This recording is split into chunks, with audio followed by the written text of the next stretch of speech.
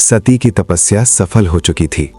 अब समय आ गया था उस दिव्य विवाह का, जिसका इंतजार देवता, ऋषि और पूरा ब्रह्मांड कर रहा था। ये विवाह था भगवान शिव और सती का। लेकिन ये विवाह किसी साधारण राजा और रानी का विवाह नहीं था। ये था योग और शक्ति का मिलन। जब विवाह का दिन आया तो शिवजी अपनी बारात लेकर चल पड़े। लेकिन उनकी बारात बिल्कुल अलग थी। बारात में न राजा थे न बड़े बड़े योद्धा। शिव की बारात में थे भूत, प्रेत, गण, योगी, साधु और अनेक विचित्र जीव। इस बारात का नेतृत्व कर रहे थे नंदी। नंदी भगवान शिव के सबसे प्रिय गण थे। पूरा वातावरण रहस्यमयी हो गया था। ढोल बज रहे थे, डमरू की आवाज गूंज रही थी और शिव के गण नाचते हुए बारात में चल रहे थे। प्रजापति के महल के पास पहुंची तो वहां के लोग डर गए। उन्होंने पहले कभी ऐसी बारात नहीं देखी थी। कुछ लोग तो डर के मारे छिप गए। दक्ष को यह सब देखकर अच्छा नहीं लगा। उन्हें लगा, मेरी बेटी का विवाह एक ऐसे योगी से कैसे हो सकता है जिसकी बारात इतनी विचित्र है। लेकिन अब बहुत देर हो चुकी थी। शिव विवाह मंडप में पहुंचे तो सभी देवता वहां उपस्थित थे। वहां आए थे ब्रह्मा, भगवान विष्णु और अनेक ऋषि मुनि। देवताओं की उपस्थिति में शिव और सती का विवाह संपन्न हुआ। ये विवाह इतना दिव्य था कि देवताओं ने फूलों की वर्षा की। संपूर्ण ब्रह्मांड में उत्सव मनाया गया। विवाह के बाद शिव और सती कैलाश पर्वत चले गए। कैलाश शिव का निवास स्थान था। वहां चारों ओर बर्फ से ढकी चोटियां थीं और गहरी शांति थी। सती वहां बहुत प्रसन्न थीं। वे शिव के साथ ध्यान करती, प्रकृति के बीच समय बिताती। उनका जीवन बहुत सरल और शांत था।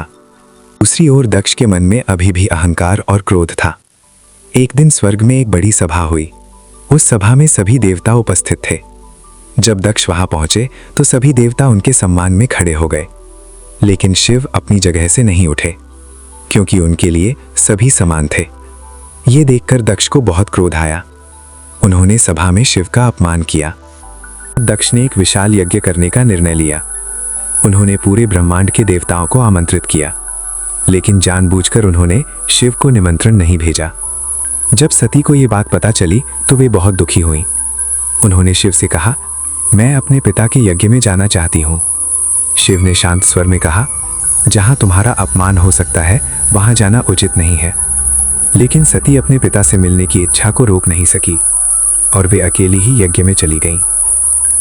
जब सती यज्ञ स्थल पहुंची तो उन्होंने देखा कि वहां सभी देवता मौजूद थे, लेकिन शिव के लिए कोई स्थान नहीं रखा गया था।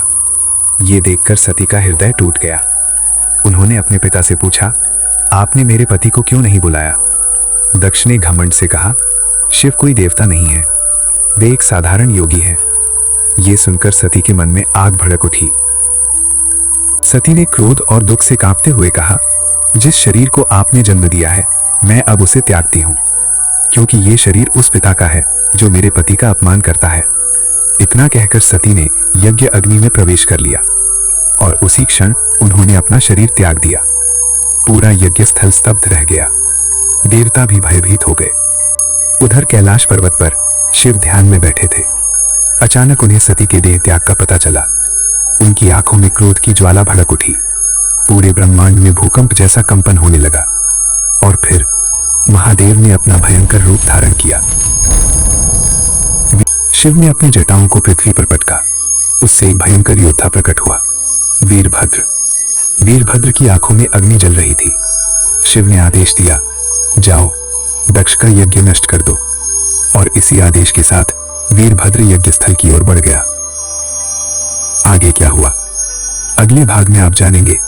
वीरभद्र ने यज्ञ में क्या किया, शिव का भयंकर तांडव, सती के शरीर के टुकड़ों से बने शक्तिपीठ और सती का पुनर्जन्म पार्वती के रूप में, जो महादेव की कथा का सबसे रहस्यमय हिस्सा है।